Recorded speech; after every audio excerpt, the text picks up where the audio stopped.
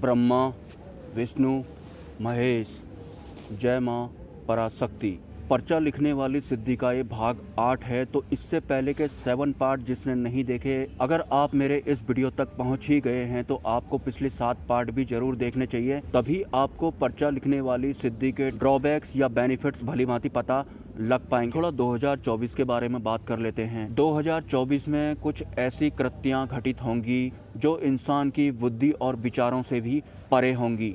इसे परिवर्तन के दौर की शुरुआत कही जा सकती है। कुछ अंधविश्वास इस 2024 में सर्टिफाइड होंगे और कुछ विश्वास जो सदियों से चले आ रहे हैं उनका समापन हो जाएगा। और वैसे भी इस स्थूल जगत की हर वस्तु या हर विश्वास का केंद्र बिंदु सूक्ष्मतम स्तर पर होता है, और वो सूक्ष्मतम केंद्र जब किसी निम्न स्तर के इंसान को समझ में नहीं आता तो वो उसे अंधविश्वास का नाम दे देते हैं। कुछ इसी तरह के अंधविश्वास इस 2024 में सर्टिफाइड होने वाले हैं। अब आगे चलते हैं। कुछ महानुभाव मुझे कमेंट्स के जरिए पाखंडी बोल रहे हैं, अज्ञानी बोल रहे हैं, या फिर आधा अधूरा ज्ञान बांटने वाला बोल रहे हैं। तो मैं उन ज्ञानी बाबाओं से माफ़ी मांगता हूँ। हाँ, मैं पाखंडी हूँ, मैं अज्ञानी हूँ, मेरा ज्ञान भी आधा अधूरा है। तो मेरी इस तरह की लाइन सुन के आपका जो लेवल है, जो स्तर है, वो थोड़ा ऊंचा तो जरूर हुआ होगा।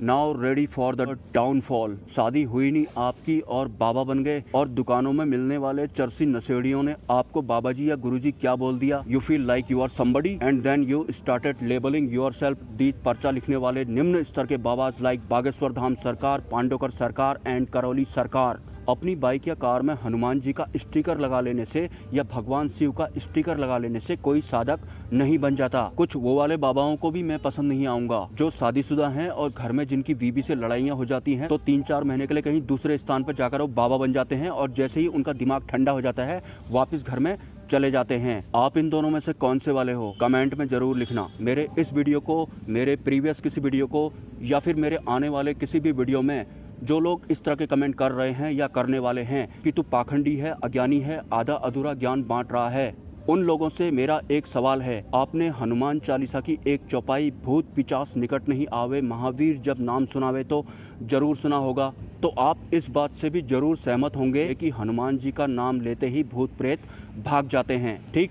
लेकिन कौन से वाले भूत पिचास भाग जाते हैं? मृत्यु के बाद तो हर इंसान भूत प्रेत ही बनता है। खुद बजरंग बली का एक भक्त या साधक भी जरूर होता है। जैसे मैं हूँ, मैं भी हनुमान जी का एक छोटा सा सेवक हूँ। मेरी भी एक दिन मृत्यु होगी तो सीधी सी बात है मैं भी भूत प्रेत जरूर बनूंगा। चलो, मैं तो आपकी नजर में एक पाखंडी हूँ, एक अज्ञानी हूँ, आपको ही ले लेते हैं। आप तो एक अच्छे इंसान हैं, तो आपकी भी एक दिन मृत्यु जरूर होगी और आप भी भूत प्रेत जरूर बनेंगे। तो उसके बाद जब कोई जीवित इंसान भूत पिचास निकट नहीं आवे, महावीर जब नाम सुनावे बोलेगा, फिर तो आप भी भाग जाएंगे, क्योंकि आप भी भूत प्रेत हैं। सवाल यह है कि कौन से वाले भूत प्रेत भाग जाएंगे, अच्छे वाले या बुरे वाले? तो सीधी सी बात है, वो वाले भूत प्रेत हनुमान जी का नाम सुनते ही भाग जाएंगे जो मृत्यु के बाद या फिर भूत प्रेत बनने के बाद इस भाव के साथ गमन कर रहे हैं कि मैं तो ठीक तरह से जी नहीं पाया तो तेरे को भी जीने नहीं दूंगा या दूंगी। सिर्फ वो वाले भूत पिचासी हनुमान जी की इस चौपाई को सुनते ही भाग जाएंगे, अच्छे वाले भूत प्रेत नहीं भागेंगे और भी हनुमान जी की शरण में आएंगे, क्योंकि हनुमान जी की शरण में आने से उनके मुक्ति के मार्ग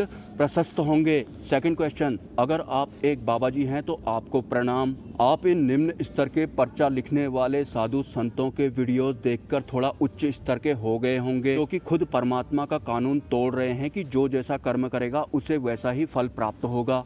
और ये पर्चा लिखने वाले जितने भी निम्न स्तर के साधु संत हैं वो किसी भी दुख भोगने वाले इंसान के दुखों का परमानेंट सॉल्यूशन नहीं करते हैं। वो सिर्फ उस इंसान के कर्म फल को शिफ्ट करते हैं, मतलब उसके अच्छे कर्मों को आगे कर देते हैं तो उसके कुछ दिन के लिए अच्छे दिन शुरू हो जाते हैं, और अच्छे कर्मों का कोटा खत्म होते ही उसके द्वारा किए गए बुरे कर्म दोबारा से उसके भौतिक जीवन में वापस आ जाते हैं। उसके बाद सिचुएशन और भी ज्यादा गंभीर हो जाती है, और ये एक परम सत्य है। और एक बात, मैं बागेश्वर धाम सरकार, पांडोकर सरकार, करौली सरकार या फिर अन्य कोई साधु संत जो कि पर्चा लिखते हैं उनका कोई विपक्षी नहीं हूँ, उनसे नफरत करने वालों में से नहीं हूँ। मैं इस बात से भी इनकार नहीं करता कि बागेश्वर धाम सरकार, पांडोकर सरकार या फिर करौली सरकार के पास भगवान शिव या फिर हनुमान जी या फिर माँ पराशक्ति के दूत हैं, लेकिन जिस स्तर पर इन संतों ने इन उच्च कोटि के देवी देवताओं का भजन किया है, मैं इनके उस स्तर की बात कर रहा हूँ। क्योंकि जब भी कोई इंसान मंत्र साधना द्वारा, ध्यान साधना द्वारा सूक्ष्म जगत में एंट्री करता है तो सबसे पहले उसको यही सिद्धियां वहां पर टकराती हैं। पर्चा लिखने वाली सिद्धि, उड़ने वाली सिद्धि, गायब होने वाली सिद्धि, पानी के ऊपर चलने वाली सिद्धि। जबकि सूक्ष्म जगत की यात्रा एक इंसान की तब खत्म होती है जब वो परम तत्व परमात्मा को प्राप्त कर लेता है।